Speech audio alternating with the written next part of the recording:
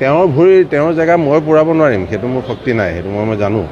সেইটো আগৰ পৰাও লাভ নাই, সেইটো কৰি আমি ধেমালি কৰি থাকোঁ, বেলেগ এটা গুচিয়ে গ'ল সি, সেইটো নালাগে, সেইটো মই কৰিব নোৱাৰিম। মই গান গাই মই যি কৰিব পাৰিম, মই সংস্কৃতি কৰি থাকিম। অলপ ক্ষতি নহয়, এইটো আৰু আমি গোটেই পৃথিৱীয়ে দেখিছে কি ক্ষতি হৈছে। অসমৰ মানুহটো আমি আগৰ পৰা জানো, সি নিজেও জানিছিল, আমিও জানিছিলোঁ, কিন্তু এতিয়া গোটেই পৃথিৱীয়ে দেখিছে কি ক্ষতি। মানে